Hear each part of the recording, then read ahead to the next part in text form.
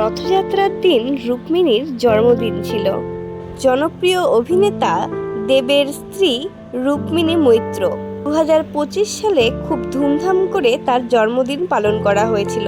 আমার ভিডিওটা বানাতে একটু লেটই হয়ে গেল।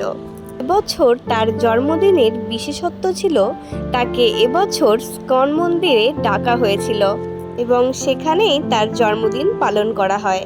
মায়াপুরের স্কন মন্দিরে সে কেক কাটে এবং সেখানে প্রভুর আরতিও করে। এখানে সকল পুরোহিতরাই উপস্থিত ছিল।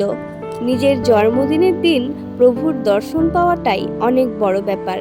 একটা ইন্টারভিউতে রুক্মিণীকে জিজ্ঞাসা করা হয় যে এবছর দেব তাকে কি উপহার দিয়েছে।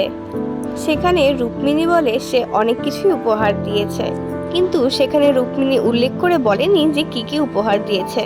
তোমাদের জন্মদিনের দিন তোমাদের প্রিয় মানুষরা কি উপহার দিয়েছে অবশ্যই কমেন্টে জানিও কিন্তু।